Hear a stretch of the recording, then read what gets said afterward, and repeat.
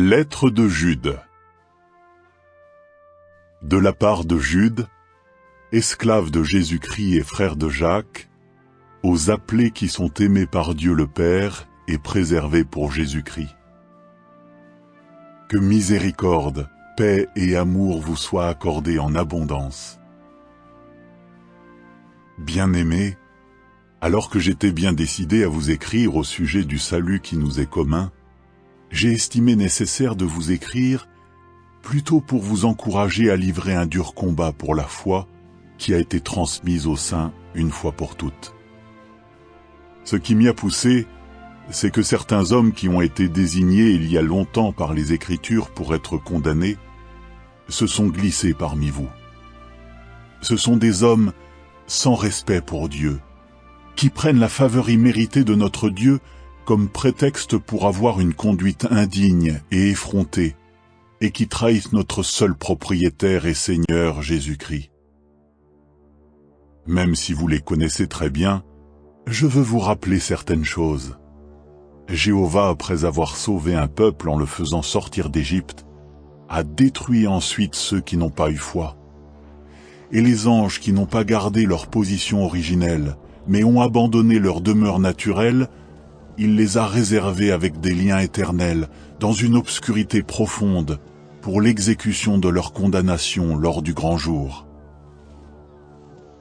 De la même manière, Sodome et Gomorrhe et les villes voisines, qui se sont livrés à des actes sexuels d'une immoralité répugnante et ont cherché à satisfaire des désirs charnels contre nature, ont subi la punition judiciaire d'un feu éternel.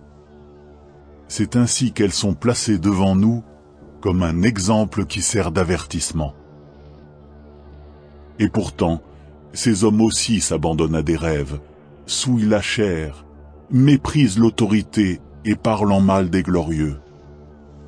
Or, quand l'archange Michel a eu un différend avec le diable et débattait au sujet du corps de Moïse, il n'a pas osé porter contre lui un jugement en termes insultants, mais il a dit « Que Jéhovah te réprimande ». Par contre, ces hommes parlent en mal de toutes les choses qu'en réalité ils ne comprennent pas, et toutes celles qu'ils comprennent par instinct, comme des animaux dépourvus de raison, c'est en les faisant qu'ils continuent à se corrompre. Tant pis pour eux, car ils ont pris le même chemin que Caïn. Pour un salaire, ils se sont précipités sur le sentier où Balaam s'était égaré, et ils ont perdu la vie pour avoir tenu des propos qui poussaient à la rébellion, comme Corée. Ceux-là sont des rochers cachés sous l'eau lors de vos festins d'amour, lorsqu'ils mangent avec vous. Des bergers qui se nourrissent eux-mêmes sans crainte. Des nuages sans eau emportés ici et là par le vent. Des arbres sans fruits à la fin de l'automne, qui sont morts 2 fois et ont été déracinés. Des vagues sauvages de la mer, qui projettent leur honte comme une écume. Des étoiles sans trajectoire fixe, auxquelles est réservée pour toujours l'obscurité la plus épaisse. Oui, Enoch, le 7e depuis Adam, a lui aussi prophétisé à leur sujet quand il a dit « Voici que Jéhovah est venu avec ses saintes myriades, pour prononcer un jugement contre tous, et pour déclarer coupables toutes les personnes sans respect pour Dieu, à propos de toutes leurs actions injustes qu'elles ont commises d'une manière injuste, et à propos de toutes les choses scandaleuses que des pécheurs sans respect pour Dieu ont proférées contre lui.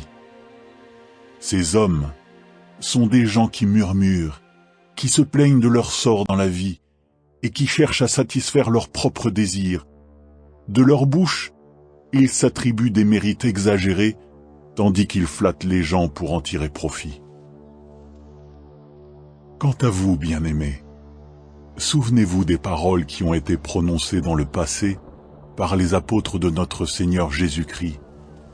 Ils vous disaient, dans les derniers temps, il y aura des moqueurs qui chercheront à satisfaire leurs propres désirs de choses injustes. Ce sont eux qui provoquent des divisions, hommes à la mentalité animale qui n'ont pas de spiritualité. Mais vous, bien-aimés, fortifiez-vous sur le fondement de votre très sainte foi, et priez avec de l'Esprit Saint afin de rester dans l'amour de Dieu, tandis que vous attendez la miséricorde de notre Seigneur Jésus-Christ, miséricorde qui mène à la vie éternelle. De plus, continuez à faire miséricorde à certains qui ont des doutes. Sauvez-les en les arrachant du feu. Mais continuez à faire miséricorde à d'autres, le faisant avec crainte, tout en détestant jusqu'au vêtement qui a été taché par la chair.